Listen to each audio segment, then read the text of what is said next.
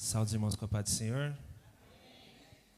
Abra sua Bíblia em 1 Tessalonicenses, capítulo 1, versículo 3. Enquanto você procura, quero agradecer ao pastor Adelso pela confiança de estar ministrando nessa noite no culto de ensinamento e parabenizar pela fé e coragem de ter pedido para mim trazer a mensagem. Também quero agradecer minha esposa, Shélida Thaís, diaconisa Shélida Thaís, pelo apoio e aproveitar que é dia dos namorados e dizer que eu te amo.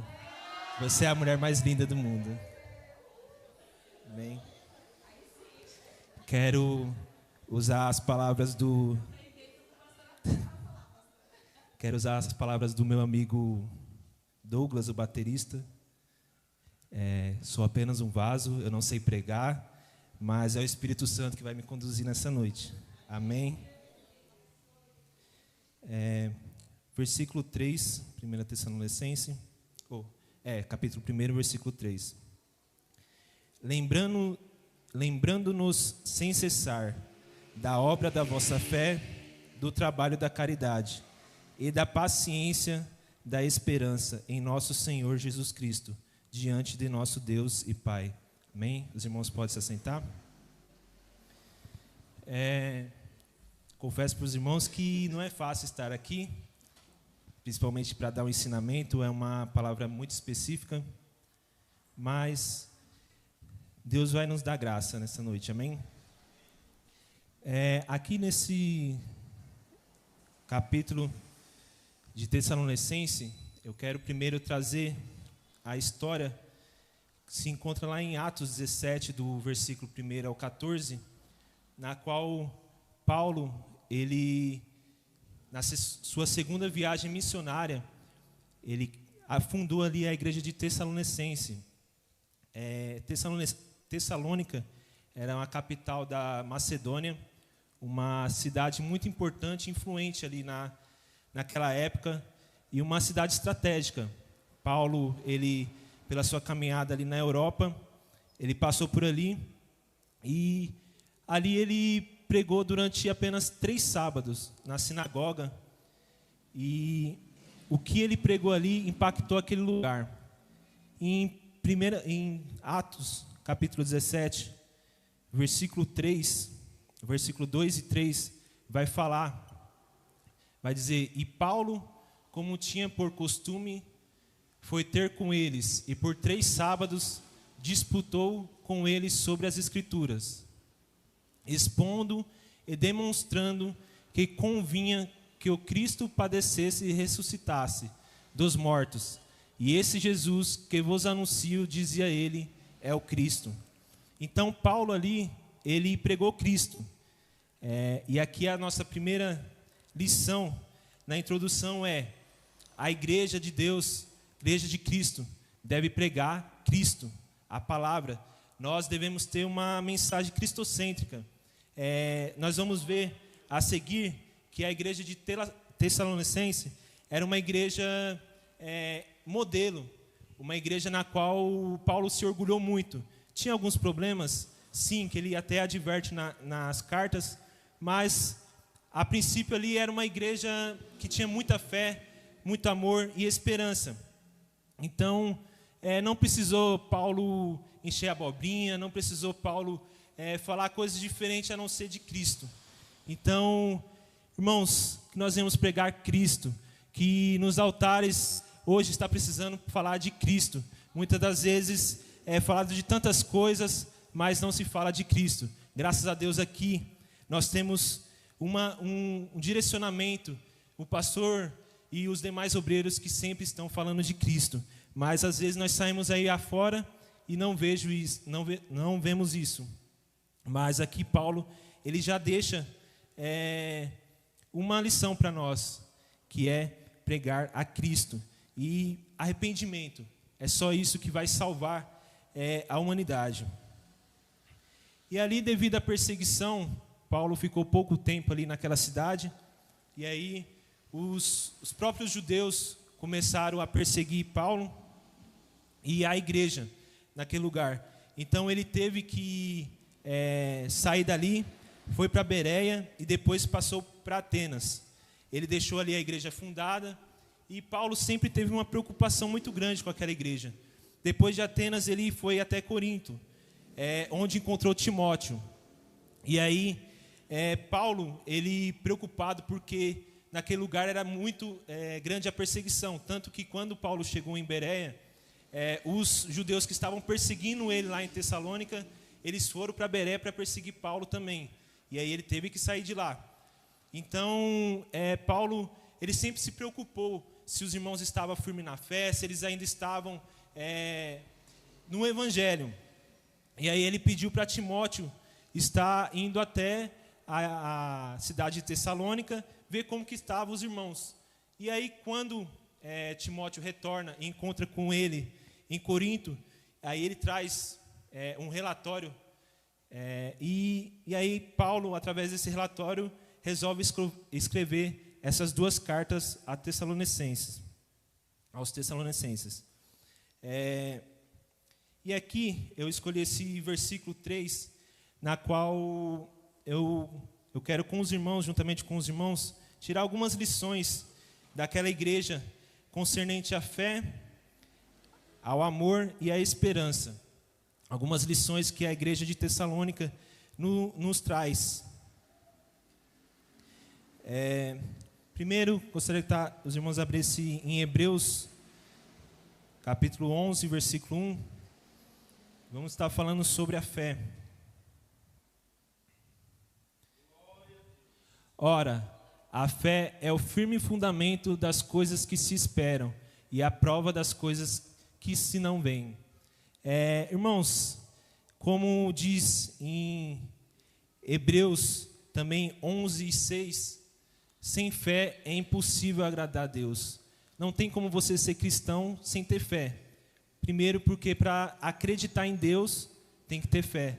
Não tem como você acreditar em Deus sem ter fé. Segundo Howard Marshall, a fé é a aceitação da mensagem do Evangelho, a confiança em Deus e Jesus e a dedicação obediente. E aqui, essa igreja de Tessalônica, ela tinha muita fé, irmãos, porque eles sofriam muita tribulação, muita perseguição. E mesmo assim nós vamos ver aqui adiante que eles permaneciam firmes. Outra coisa também, a fé vem pelo ouvir a palavra de Deus. Em Romanos 10:17, vai dizer que a fé vem pelo ouvir a palavra de Deus. De sorte que a fé é pelo ouvir, e o ouvir a palavra de Deus. Então, irmãos, precisamos ler a Bíblia, precisamos ouvir a palavra de Deus, orar também, para termos fé. Não tem como você ter fé sem ler a Bíblia, sem estar aqui na igreja ouvindo a palavra de Deus. É até estranho esses irmãos crentes que se dizem desigrejados, porque eu não sei como que eles conseguem ter fé se não ouve a palavra de Deus. Então, irmãos, muita gente era para estar aqui nessa noite, está ouvindo a palavra de Deus, e muitos estão fracos na fé, porque não vêm para a igreja, porque não lêem a palavra, não fazem um devocional. Então, que nessa noite nós venhamos ouvir a palavra de Deus e também ler, e pedir ao Espírito Santo para nos guiar, porque é Ele que nos ajuda a interpretar, é Ele que fala conosco através da palavra, e a palavra se renova dia a dia. Então você lê um texto hoje, amanhã quando você lê de novo, é outra interpretação. Eu, quando estava fazendo esse estudo, fui para vários lados, aí toda hora eu ia para um canto, aí daqui a pouco tinha uma outra interpretação, eu falava, meu Deus, deixa eu ficar centrado, focado aqui, senão... Mas é muito bom você estar lendo, você estar interagindo ali com a palavra de Deus. Então, a fé vem pelo ouvir a palavra de Deus, e ela é demonstrada através das obras. Tiago 2, capítulo 2, versículo 14 ao 18, vai nos falar sobre isso. Diz assim: meus irmãos, Que aproveita se alguém disser que tem fé e não tiver as obras? Porventura, a fé pode salvá-lo? E, se o irmão ou a irmã estiverem nus e tiverem falta de mantimento cotidiano, e algum de vós lhes disser, ide em paz, aquentai-vos e fartai-vos, e lhes não deres as coisas necessárias para o corpo, que proveito virá daí? Assim também a fé, se não tiver as obras, é morta em si mesmas. 18. Mas dirá alguém, tu tens a fé, e eu tenho as obras. Mostra-me a tua fé sem as tuas obras, e eu te mostrarei a minha fé pelas minhas obras. Então, irmãos, uma igreja que tem fé, ela vai demonstrar obras. Obras como? Ali aquela igreja de Tessalônica, as obras que foi demonstrada ali foi a salvação de almas. Nós vamos ver adiante que Paulo, ele se enchia de orgulho porque aquela igreja pregava o evangelho e não parava de crescer. Então, muitas das vezes vemos igrejas que não têm fé, não têm frutos, não sai para pregar o evangelho, não tem obras, vê pessoas padecendo e não ajuda. Então, o que adianta você falar que tem fé, pregar, ouvir a palavra, mas não ter obras? Então, a palavra é bem... Tiago é bem explícito falando que fé sem obra é morta. Então, que nessa noite nós viemos nos despertar para fazer a obra de Deus, que a nossa fé venha gerar obras na casa do Senhor. E aqui nós temos algumas lições que tiramos com a igreja de Tessalônica. Tessalonicenses 3, do versículo 2 ao 7. Vai nos mostrar que a fé nos faz passar pelas tribulações. Tessalonicenses capítulo 3, do versículo 2 ao 7. E enviamos Timóteo, nosso irmão, e ministro de Deus, e nosso cooperador no Evangelho de Cristo, para vos confortar e vos exortar acerca da vossa fé, para que ninguém se comova por essas tribulações, porque vós mesmos sabeis que para isso fomos ordenados. Pois, estando ainda convosco, vos predizíamos que havíamos de ser afligidos, como sucedeu, e vós o sabeis. Portanto, não podendo eu também esperar, mas mandei-o saber da vossa fé, temendo que o tentador vos tentasse, e o nosso trabalho viesse a ser inútil. Vindo, porém, agora Timóteo, de vós para nós, e trazendo-nos boas novas da vossa fé e amor, e de como sempre tendes boa lembrança de nós, desejando muito ver-nos, como nós também a vós. Por esta razão, irmãos, ficamos consolados acerca de vós, em toda nossa aflição e necessidade pela vossa fé. Então, a fé ajudou aqueles irmãos a passar pelas tribulações. Ali era muito grande. Você vê que Paulo se preocupa muito, que ele tinha esse receio de tudo que ele fez ali, toda a pregação que ele pregou naqueles dias ali naquela igreja, naquela cidade, fosse inútil. Os irmãos cedessem à perseguição, à tribulação, e voltasse para trás. E ali, essa cidade hoje se encontra na Grécia, e tinha muita influência ali da Grécia, do povo grego, romano. Então, o pecado era predominante naquele lugar. Nós vamos ver à frente que Paulo até exorta em relação à sexualidade, porque era muito explícito ali o pecado naquele lugar. Então, mesmo com tudo isso, mesmo passando pelas tribulações, passando por tudo, a igreja de Tessalônica permaneceu firme na fé. E que nós íamos permanecer firme, não importa a tribulação, não importa a dificuldade. Sabemos que não é fácil ser cristão. Sabemos que tem muitos cristãos que que fazem de qualquer forma, não seguem a Bíblia, e para eles é fácil, mas para quem serve, para quem é cristão de verdade, que segue os mandamentos, os princípios bíblicos, é muito difícil. E sabemos que o mundo hoje não está fácil, mas que através da fé nós iremos conseguir vencer todas as tribulações. Em 2 Coríntios, capítulo 4, do versículo 7 ao 9, vai falar da igreja. Vou pedir para os irmãos estar lendo, amém?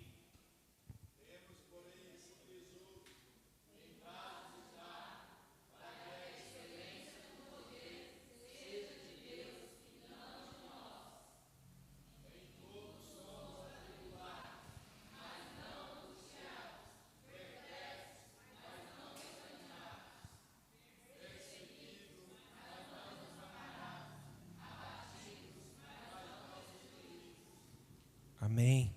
Então aí, em 2 Coríntios, Paulo estava escrevendo esse texto, se defendendo de alguns acusadores ali em Corinto, e ele fala, esse vaso, que vaso é esse? Que Deus nos deu, o Evangelho, que nós devemos preservar o Evangelho para pregar o Evangelho. Ele fala aí, e fala que mesmo perseguido, mesmo angustiado, nós venhamos estar sempre dependendo dele e sempre tendo a fé para conseguir passar por todas as coisas. Segunda lição, a fé nos faz levar o evangelho a toda criatura. Em Tessalonicenses capítulo 1, versículo 8, nós vamos ver Paulo falando: porque não queremos, irmãos, que ignoreis a tribulação que nos sobreveio na Ásia, pois que fomos sobremaneira agravados, mais do que podíamos suportar, de modo tal que... Está errado. 1 Tessalonicenses, capítulo 1, versículo 8. Está em 2 Coríntios. Isso, agora sim. Porque por vós soou a palavra do Senhor, não somente na Macedônia e Acaia, mas também em todos os lugares a vossa fé para com Deus se espalhou, de tal maneira que já dela não temos necessidade de falar coisa alguma. Então, através da fé, e aqui entra a questão da obra, a fé daquele povo era demonstrada na obra, era demonstrada no alcance do Evangelho, na pregação da palavra, e ali eles se tornaram exemplo perante toda a sociedade. Continuando no versículo 9, vai dizer que... 9, está aberto aqui. Porque eles mesmos anunciam de nós qual a entrada que tivemos para convosco, e como dos ídolos vos convertestes a Deus, para servir ao Deus vivo e verdadeiro. Então, irmãos, além de pregar o Evangelho, além de suportar toda a tribulação através da fé, eles ainda eram exemplo para a sociedade, para toda aquela região ali em torno deles. O resultado da fé dessa igreja foi o crescimento do evangelho naquela região. Mesmo em meio às perseguições e às tribulações, a igreja não parava de crescer e continuava a pregar o evangelho, se tornando exemplo até para outras cidades e regiões. Segundo o reverendo Hernandes Dias Lopes, em um dos seus livros, ele vai falar: quanto mais robusta é a fé que um povo tem em Cristo, tanto mais dedicado é o seu trabalho para Ele. Então, que nessa noite nós vamos ter a fé desse povo de Tessalônica, e que não venhamos só, como muitos, falar e da boca para fora, mas que nós venhamos agir e através da nossa fé venha gerar obras na casa do Senhor. Vamos estar falando agora sobre amor. E aí aqui vai falar lembrando-nos sem cessar da obra da vossa fé e também do trabalho da caridade ou do trabalho do amor. Jesus, ele nos deixou dois grandes mandamentos em Mateus 22, versículo 37 ao 40, falando sobre o amor. E Jesus disse-lhes: amarás o Senhor teu Deus de todo o teu coração, e de toda a tua alma, e de todo o teu pensamento. Este é o primeiro e grande mandamento. E o segundo, semelhante a este, é: amarás o teu próximo como a ti mesmo. Então, Cristo, Ele já nos deixou o caminho para nós sermos uma igreja completa, uma igreja que é temente a Deus, que vai morar no céu. Nós precisamos do amor. Sem o amor é impossível também nós conseguirmos a salvação. Cristo, Ele fala, primeiro, amar a Deus sobre todas as coisas, e segundo, amar o nosso próximo. E a Trindade nos ensina a amar. Em João capítulo 3, versículo 16, Deus vai nos ensinar a amar. Olha o que fala: porque Deus amou o mundo de tal maneira que deu o seu Filho unigênito, para que todo aquele que nele crê não pereça, mas tenha a vida eterna. E aqui Deus nos ensina a amar. Ele entregou o seu Filho por nós. Jesus também nos ensinou a amar. Em João capítulo 13, versículo 34 e 35. Um novo mandamento vos dou, que vos ameis uns aos outros, como eu vos amei a vós, que também vós uns aos outros vos ameis. Nisto todos conhecerão que sois meus discípulos, se vos amardes uns aos outros. Então Cristo também fala: amai a Deus e a mim como eu vos amei, entregando ali minha vida na cruz. Então, irmãos, nós precisamos amar a Deus primeiramente e ao nosso irmão. O Espírito Santo também nos ensinou a amar em Romanos 5, capítulo 5, versículo 5. E a esperança não traz confusão, porquanto o amor de Deus está derramado em nosso coração pelo Espírito Santo que nos foi dado. Então, a Trindade nos ensina a amar. Aqui, Deus Pai, Deus Filho e Deus Espírito Santo, eles já nos dão um exemplo de como amar. E aqui nós vamos para as lições que a igreja de Tessalônica nos mostra sobre o amor. No versículo Tessalônica 4, versículo 9, 1 Tessalônica 4, versículo 9, Paulo vai falar em relação ao amor fraternal ali daquele povo. Ele vai falar assim, quanto, porém, ao amor fraternal, não necessitais de que vos escreva, visto que vós mesmos estáis instruídos por Deus, que vos ameis uns aos outros. Aqui, irmãos, essa palavra no hebraico, amor, em hebraico é Filadélfia. É a única vez que essa palavra aparece na Bíblia. E esse amor, ele é diferenciado. Esse amor no grego, ele significa amor de irmão, de sangue.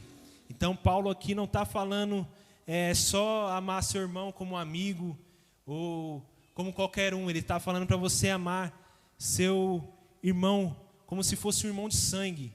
E você amando o seu irmão de sangue, pelo menos as pessoas normais, elas não vão machucar seus irmãos, não vão querer o mal dos seus irmãos. E eu até estava lembrando, quando eu estava lendo isso, algo que aconteceu com o meu irmão mais novo, Gideone. É algo que eu não me esqueço. Eu acho que ele nem se lembra disso, mas quando eu estava lendo, fez me lembrar do que aconteceu quando nós era bem jovem ainda. Eu estudava no Senai e ele ainda era bem novinho. E uma vez eu cheguei muito estressado em casa. Eu estudava de manhã, trabalhava de tarde, estudava de noite no ensino médio. E cheguei muito estressado e ele brincando, enchendo o meu saco ali. E aí, de repente, eu fiquei nervoso e dei um soco nele. E ali ele começou a chorar. Depois foi com minha mãe. Minha mãe não fez nada comigo. Eu já era mais jovem, né? Mas aquilo me marcou, porque depois disso, depois no outro dia eu dormi, depois no outro dia me bateu uma angústia, um remorso de eu ter feito aquilo. E até hoje, quando eu lembro, eu tenho um remorso do que eu fiz. E foi algo simples, que até acontece entre irmãos. Mas para você ter a noção do amor de irmãos, de sangue, quando você machuca um irmão seu, você tem aquele remorso, você sente como se fosse com você. Você se coloca no lugar daquela pessoa. Então aqui, em Tessalônica, eles praticavam esse amor. Eles praticavam esse amor. E Paulo falava muito isso. E aí no versículo 10, Paulo vai continuar falando. Porque também já assim o fazeis para com todos os irmãos que estão por toda a Macedônia. Então, a igreja lá de Tessalônica, eles já praticavam esse amor. Eles já faziam com toda ali a região da Macedônia. E aí Paulo fala: exortamo-vos, porém, a que ainda nisto continueis a progredir cada vez mais. Então, mesmo ali eles amando os irmãos ao redor, Paulo ainda fala: vocês precisam amar mais, vocês precisam crescer no amor, vocês precisam amar, abranger mais também.